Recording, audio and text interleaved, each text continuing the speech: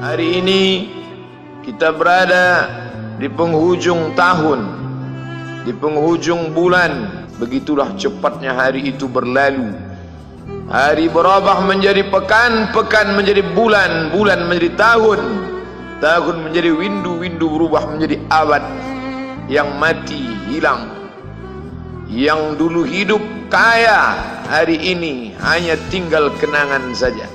Kemana mereka dulu yang hebat-hebat, bangsawan, para penguasa? Semuanya mati ditelan zaman.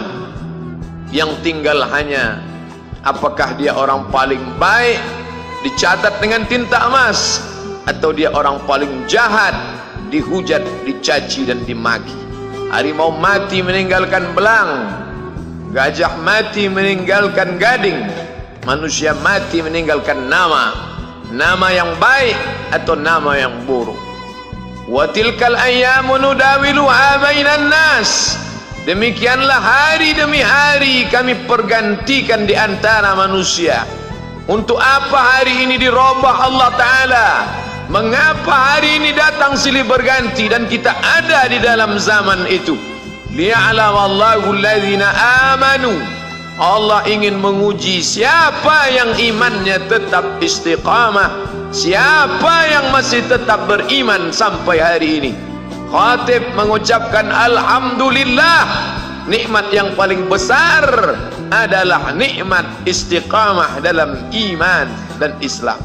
Berapa banyak ketika hari berubah, yang dulunya dia adalah orang baik-baik, hari ini berubah menjadi tidak baik.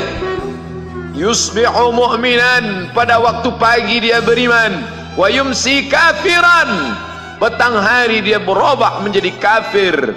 Maka kita selalu meminta, ya muqallibal qulub, wahai engkau yang membolak-balikkan hati, tsabbit qulubana, kokohkan hati kami, ala dinik, dalam agamamu, wa ala ta'atik, dalam ketaatan kepadamu. Berapa banyak yang dulu susah melarat, miskin, untuk sesuap nasi pun sulit, tapi begitu dilapangkan Allah rezekinya, tidak menjadi hamba yang bersyukur. Dia lalai, dia sangka itu karena jerih payahnya, dia kufur nikmat Allah Subhanahu wa ta'ala. Tapi siang hari ini alhamdulillah, ada hamba yang disehatkan Allah, dia tetap bersyukur. Ada hamba yang ditingkatkan Allah rezekinya, dia tetap bersyukur. Ada hamba yang dinaikkan Allah kuasanya, dia tetap bersyukur. La in syakartum, kalau kamu syukuri nikmat itu, la azidannakum, pasti akan kutambah. Wala in kafartum, tapi ingat, kalau kamu kufur, kamu ingkar, inna azabi lasyadid, azabku amat sangat hebat, amat sangat dahsyat, amat sangat mengerikan. Berapa banyak orang di masa lalu mati dalam azab Allah Subhanahu wa ta'ala. Tapi itulah manusia, diambil dari kata nasya, lupa. Dia tidak pernah ingat apa yang pernah ditimpakan Allah kepada kaum-kaum sebelumnya.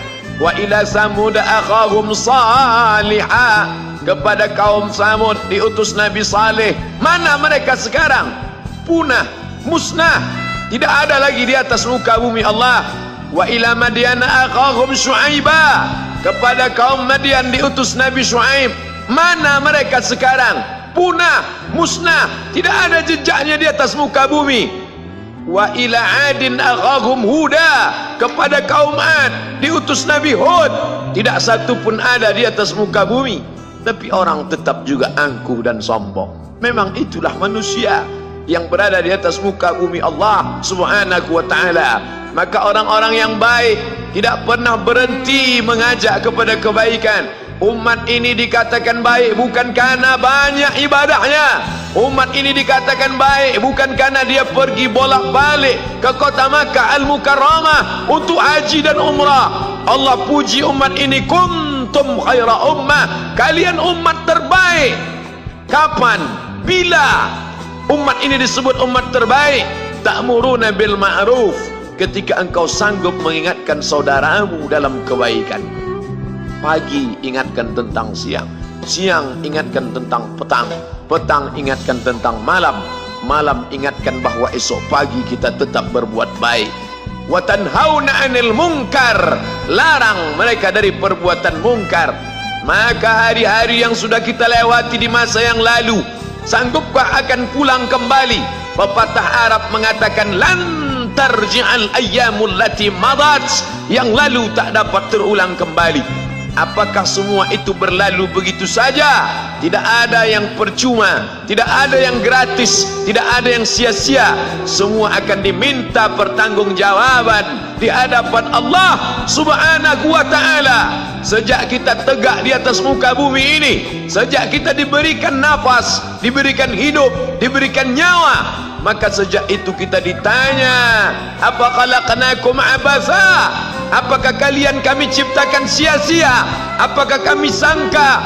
Apakah kamu semua menduga bahwa kami menciptakan kamu lalu kamu tidak akan kembali menghadap kami? Semua akan diminta pertanggungjawaban di hadapan Allah Subhanahu wa ta'ala. Tidak ada kata yang dapat terucap dari lidah orang beriman selain ucapan astaghfirullahalazim. Ampunkan segala dosaku di masa yang lalu. Aku lalai dan lupa ya Allah. Kami termasuk orang-orang yang menghilangkan usia kami ya Allah. Kami tak tahu ke mana umur kami selama ini.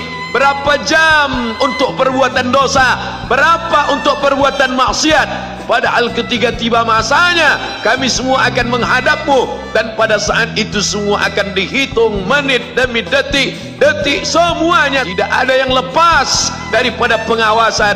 Inna alaikum la'afizin, bersama kamu ada malaikat hafazah kiraman mulia, katibin mencatat, ya'lamuna ma taf'alun, dia tahu semua yang kamu lakukan.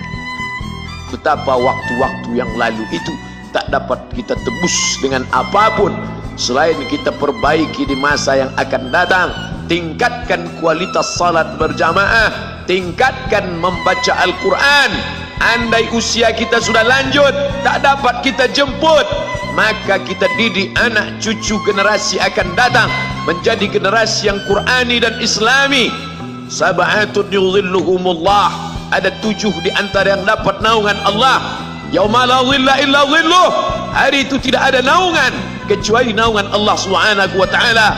Di antara yang mendapat naungan itu adalah syabun, anak muda, nasya'a fi ibadatillah, anak muda yang tumbuh beribadah kepada Allah Subhanahu wa ta'ala. Andai masa muda kita penuh dosa, andai masa muda kita penuh narkoba, andai masa muda kita penuh zina, wal iyadzubillah wa na'udzubillah, jangan sangka Allah tutup pintu taubat.